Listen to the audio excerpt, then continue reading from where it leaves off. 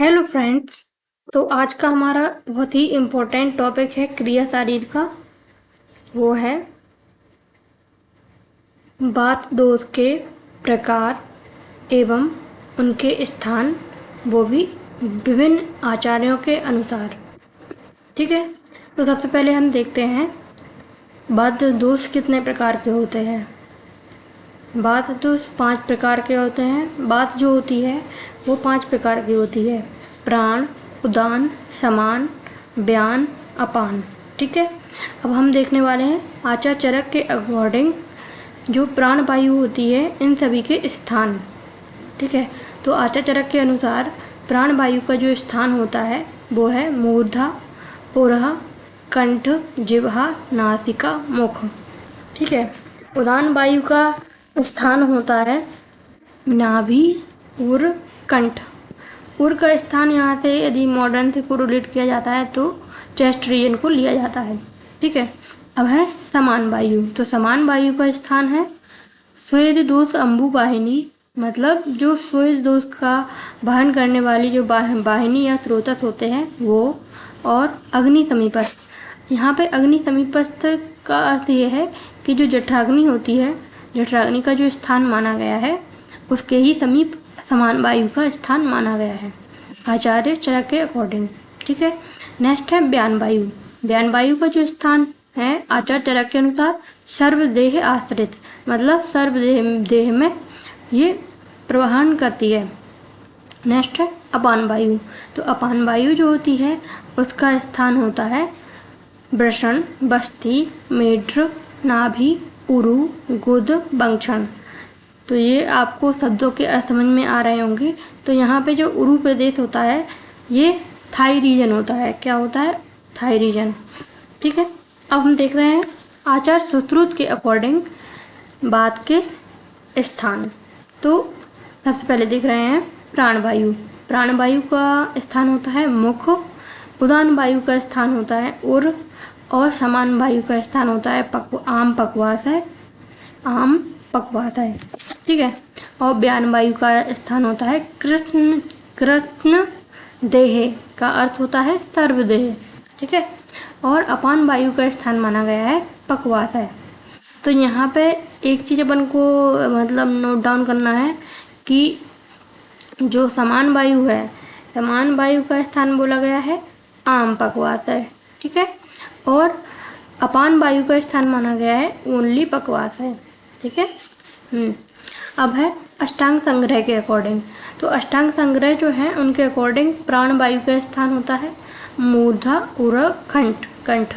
ठीक है, और उदान वायु का पुरा, कंठ, नाभि, नासिका, पुरा, कंठ, नाभि, नासिका। और समान वायु का स्थान होता है अग्नि समीपस्थ कोष्ठ, अग्नि समीपस्थ कोष्ठ। आचार्य इंदु के अनुसार नाभि की अर्धांगुल वाम, मतलब नाभि से आधा अंगुल लेफ्ट साइड में। कहाँ पे? वाम का अर्थ होता है लेफ्ट साइड में।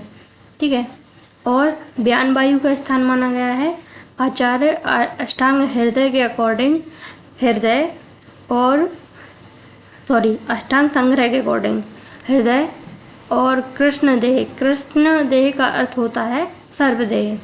ठीक है, तो इन्होंने एक चीज़ एक्स्ट्रा ऐड की है, कौन सी? हृदय। नेक्स्ट है अपान वायु। अपान वायु का स्थान होता है गुद प्रदेश, बस्ती, श्रोणी, मेढ्र, उरु, बंक्षण। तो यहाँ पे केवल एक जो ये है ना, इनका थोड़ा डिफरेंट है, और आचार्य तारंगधर और भाव प्रकाश का थोड़ा डिफरेंट है। ठीक है, अपान वायु के जो स्थान है, लेकिन बाकी सभी थोड़े थोड़े सेम ही हैं, है ना। तो और अब देख रहे हैं अष्टांग हृदय के अकॉर्डिंग।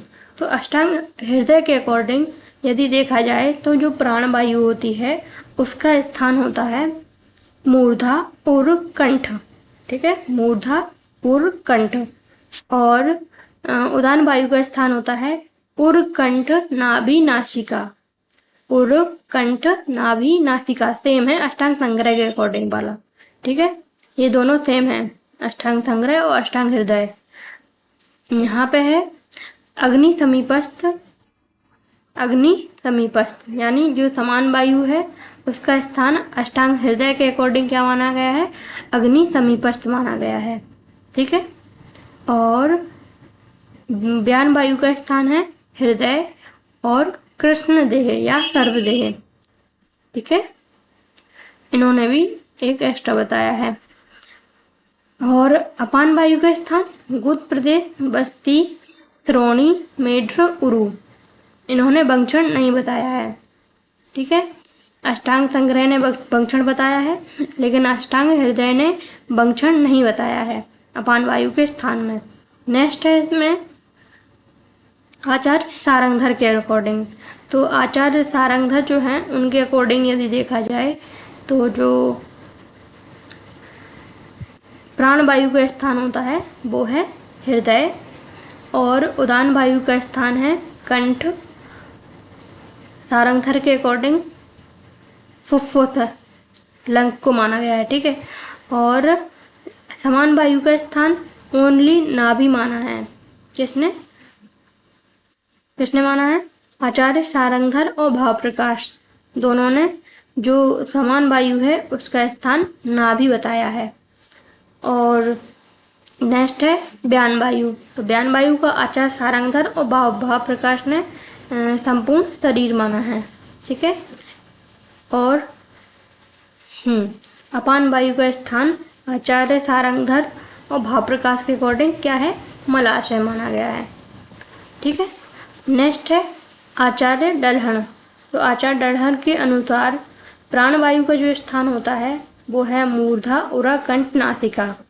ठीक है, मूर्धा, उरा, कंठ, नासिका। उदान वायु का स्थान होता है मध्य नाभि, उर, कंठ, मध्य नाभि, उर, कंठ। तो जो डिफरेंट वाले हैं, क्वेश्चन देखो कैसे बनते हैं कि जो डिफरेंट हैं, जैसे कि यहाँ पे देख लो इस रो में, पूरी रो में क्या है, उदान वायु। तो उदान वायु का नाभि, उराकंठ, नाभि, उराकंठ। ठीक है, और नाभि, उराकंठ, नासिका। ठीक है, यही तो है। लेकिन यहाँ पे ये जो है ना कंठ, ओनली कंठ जो है वो किसने माना है, आचार्य सारंगधर और भाव प्रकाश ने। ऐसे ही मध्य नाभि, अभी तक क्या था, नाभि था ओनली, लेकिन यहाँ पे अब क्या है, मध्य नाभि। तो ये किसने बताया है, आचार्य डल्हण ने। ठीक है, और ओनली उदान वायु का स्थान उर, उर किसने बताया है, वो आचार्य सुश्रुत ने बताया है। ठीक है, और यहाँ पे अपन देख रहे हैं प्राण वायु। तो प्राण वायु का स्थान ओनली मुख किसने बताया है, आचार्य सुश्रुत ने। ठीक है, बाकी सभी ने थोड़ा थोड़ा सेम बताया है, मूर्धा, उरा, कंठ, जिह्वा, नासिका, मुख। ठीक है, आचार्य चरक ने ये बताए हैं। अष्टांग संग्रह ने मूर्धा, उरा, कंठ, यहाँ पे इन दोनों के सेम हैं, मूर्धा, उरा, कंठ, मूर्धा, उरा, कंठ। अष्टांग संग्रह और अष्टांग हृदय दोनों के सेम हैं। और आचार्य जो सारंगधर हैं और भाव प्रकाश हैं, उन्होंने इसको थोड़ा डिफरेंट बताया है, ओनली हृदय माना है। ठीक है, प्राण वायु का स्थान हृदय। ये अच्छा क्वेश्चन बन सकता है कि जो आचार्य प्राण वायु का स्थान है वो ओनली हृदय किसने बताया है, आचार्य सारंगधर और भाव प्रकाश के अकॉर्डिंग। ठीक है, मूर्धा, उरा, कंठ, नासिका ये भी सेम ही है थोड़े थोड़े। अब यहाँ देखते हैं थोड़ा जो डिफरेंट है वो वहीं से क्वेश्चन बनते हैं, है ना। जैसे कि ये तो हृदय, व्यान वायु का स्थान हृदय किसने माना है, व्यान वायु का स्थान, व्यान वायु का स्थान ओनली, यदि व्यान वायु का जो क्वेश्चन पूछा जाता है कि व्यान वायु का स्थान, तो हमारे माइंड में केवल एक ही क्वेश्चन आता है कि सर्वदेह, सर्वदेह। लेकिन जो अष्टांग संग्रह हैं, अष्टांग संग्रह और अष्टांग हृदय दोनों ने व्यान वायु का स्थान में हृदय को माना है। ठीक है, ये क्वेश्चन बन सकता है। और अब अपन देखते हैं यहाँ पे अपान वायु। तो अपान वायु के स्थान में जो आचार्य चरक हैं उन्होंने सेम ही बताया है, लेकिन आचार्य सुश्रुत ने थोड़ा डिफरेंट बताया है। ठीक है, ओनली पकवास है। ठीक है, और आचार्य अष्टांग संग्रह ने गुद प्रदेश, बस्ती, श्रोणी, मेढ्र, उरु, बंक्षण यही बताया ना। तो ये ऊपर जो आचार्य चरक हैं उनके उनसे कोरिलेट हो रहा है। और यहाँ पे गुद प्रदेश, बस्ती, श्रोणी, गुद प्रदेश, बस्ती, श्रोणी, इन्होंने नाभि नहीं बताया है। ठीक है, इन्होंने क्या है, नाभि इन्होंने भी नहीं बताया है और इन्होंने भी नहीं बताया है। मतलब अष्टांग संग्रह और अष्टांग हृदय दोनों ने जो अपान वायु है, अपान वायु के स्थान में नाभि को नहीं माना है। ठीक है ना, नाभि को नहीं माना है। ओनली मलाशय किसने बताया है? तो ये दो याद करना है अपन को कि पकवासय जो है वो अपान वायु का स्थान किसने बताया है? आचार्य सुश्रुत ने। और मलाशय, मलाशय को अपान वायु का स्थान किसने बताया है? आचार्य सारंगधर और भावप्रकाश ने। ठीक है, अब बचता है केवल नाभि। तो नाभि जो है वो केवल किसने मानी है? आचार्य चरक ने। अपान वायु का स्थान आचार्य चरक ने केवल नाभि को बताया है।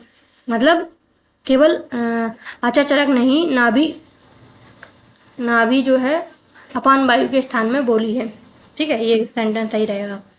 और आचार्य डलहन जो है उन्होंने केवल 2 वायु के स्थान बताए हैं, 2 वात के स्थान बताए हैं। कौन कौन थे? प्राण वायु और उदान वायु, बाकी के इन्होंने नहीं बताए हैं।